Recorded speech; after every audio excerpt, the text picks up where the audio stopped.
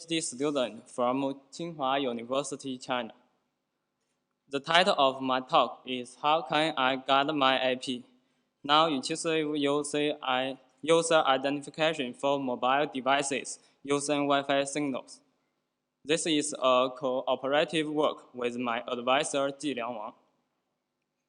Today, I'm very glad to share my paper from the following aspects. The name of our system is Wi-Fi, which is easy to remember. With the development of popularization of Wi-Fi, surfing on the internet has become an important part of our daily life. According to ABI research report, Wi-Fi chip shipments has increased quickly in the past few years, and will near 18 billion from 2015 to 2019. Every day, we use all kinds of devices to connect an IP for network service. However, a well-known problem is our IPs may be connected and used by undesigned users nearby, which will slow down the network speed and bring harm to legitimate users. Besides, undesigned users may result in privacy and security issues. The most common way for protecting our IPs is to set a password. But as the figure shows, a lot of passwords are too simple and easy to guess, such as 128 and 88. What's more, there are some users who never set a password. Even for complicated passwords, there are password cracking and sharing softwares, which make passwords useless.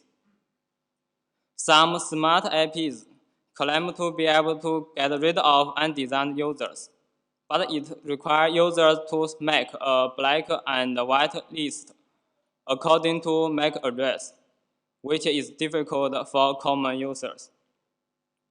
So, we want to propose a non-intrusive user identification method using Wi-Fi signals. First, Wi-Fi should automatically identify the legitimate users. Second, Wi-Fi should be non-intrusive, requiring no user active participation. Third, Wi-Fi should use physical signal information from users, which is difficult to mimic, and it requires no password input from users. Using Wi-Fi signals, there are two kinds of related works. For indoor localization, the past works try to build a fingerprint database. Some recent works use complex physical layer information, such as CSI, to achieve high precision. On the other hand, some works use CSI to recognize macro or micro movements. In our work, we hope to use simple Wi-Fi signals, such as RSSI, to make user identification. In Wi-Fi, we consider there are legitimate areas. The other areas are considered as undesigned areas. Users in legitimate areas are considered as legitimate users. There are three main challenges. First, a user may stay in different positions for different time. So how can we extract useful features without precise location information? Second, to identify legitimate users, we need to construct and maintain the feature database for legitimate users. Third, the RSSIs of different devices at the same position may be different. So how can we deal with the effect of device diversity? This is Wi-Fi system architecture. There are four major components: data collection, feature extraction, path matching, and graph augmentation. Next, we will introduce our work from three aspects: how to collect data, how to make preparation, and how to identify users. we use commands provided by OpenWRT to collect data. For the original RSSI sequence, we find there are three kinds of noises: environment Gaussian noise, small environment changing noise, such as hand movement, and impulsive noise. A low-pass filter can get rid of the first two kinds of noises well, and a medium filter can get rid of the impulsive noise well. Through combining these two kinds of filters, we can get rid of these three kinds of noises without losing data characteristics. After removing noises, we find there are two kinds of subsequences. When a user stays in a physical position, the RSSI sequence is stable. When a user moves between different positions, the RSSI sequence will increase or decrease continually. So we extract two kinds of features: position RSS group and transition RSS group. We use an iterative changing point detection algorithm based on QSUM to partition a RSSI sequence. Figure C shows the result. We can get the blue position RSSI groups and the red transition RSSI groups well. Based on the above work, we model the signal sequence of a user as a signal transition path, STP. Position RSSI groups are the vertices and transition RSSI groups are the edges. The figure shows two users stay and move in different paths. We can extract the right signal transition group path. According to the STPs of legitimate users, NiFi constructs a signal transition graph as a feature database of legitimate users. Now we have transferred user identification into the problem of matching an STP in the STG. The next problem is how to match a vertex or edge. For position RSSI groups, we focus on the statistics, but ignore the variance trend due to its random fluctuations. For transition RSS groups, we consider not only the statistics, but also the variance trend, which contains important information such as work speed, time, and orientation. We use a case test to measure the similarity between two position RSS groups. Case test quantifies a max distance, the D statistic, between the statistical distribution curves of two groups. But two users may not stay at exactly the same positions. Once there is a deviation between two groups, the case test will output a big D statistic, which means a poor similarity. To address this problem, we shift the triplement group with dirt first. Then we calculate the case test result D. Finally, we will evaluate the similarity with dirt and D. For transition RSS groups, we adopt a hidden Markov model to measure the similarity. First, we set up a hidden Markov model for each edge of STG. Second, we will adjust the parameters continually using the corresponding transition RSS groups. Then the similarity between a transition RSS group and an edge of STG can be calculated as follows. Based on the above vertices and edge similarity measurement algorithms, we use a pruned deep-first based algorithm to score an STP in the STG.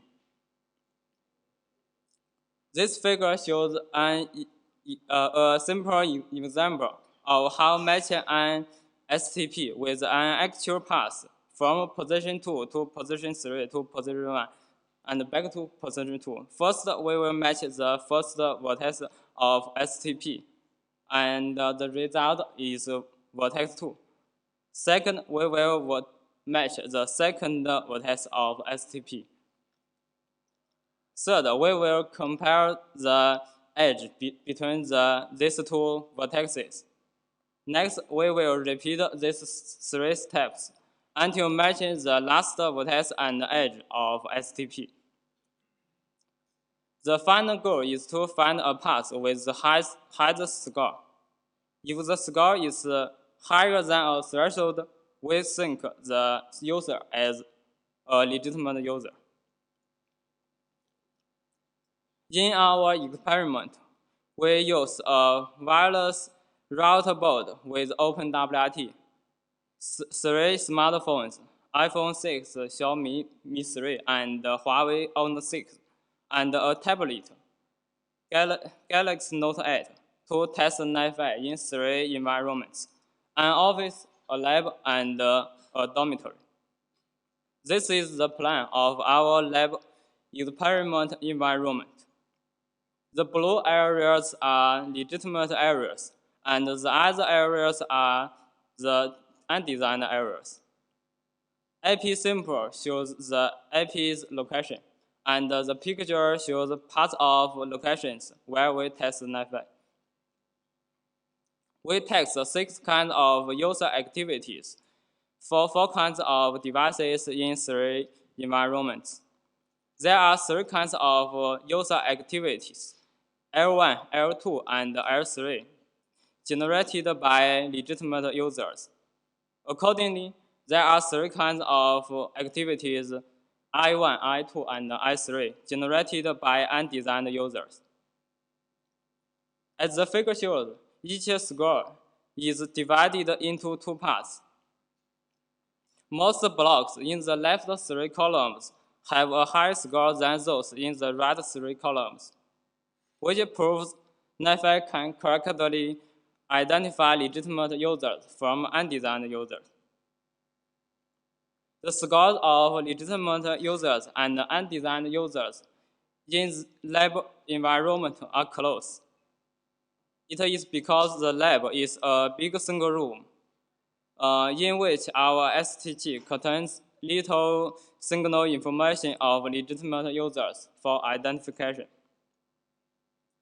We quantify the accuracy in terms of false negative rates and false positive rates. In NiFi, we prefer to reduce the false negative rates as much as possible because we don't want to affect the use of legitimate users. The false positive rates are a little high, but acceptable. In the worst case, the false positive rate is 25%. So NiFi can still get rid of 75% of undesigned users. To study device diversity, we conduct cross-validation experiments. The dashed lines are the scores that we get. Use a different device signal as the initial data. The solid lines are the scores that we get using the same device diverse signal as the initial data. In most cases, the dashed lines are lower than the solid lines, which means a possible error generated by caused by device diversity. Next, we repeat the above experiments with our device diversity elimination method. Now, the dashed lines and the solid lines are close, which proves NiFi can solve device diversity well. We further study the impact of different user activities. We calculate the average score and error rate for each kind of user activity. The average scores of L1, L2, and L3 are much higher than those of I1, I2, and I3, which is what we want. The error rates of I1 and I2 are higher than that of I3. It is because the user of I3 moves more than the users of I1 and I2. When a user frequently moves, a NiFi can get more signal information for identification, so the accuracy will increase. In summary, we propose NiFi, the first attempt for a non-intrusive user identification method using Wi-Fi signals. NiFi can be deployed on most coarse Wi-Fi routers and requires no special software and hardware support. We implement NiFi and evaluate its performance. The result demonstrates NiFi can achieve a high accuracy. Thanks. Any questions?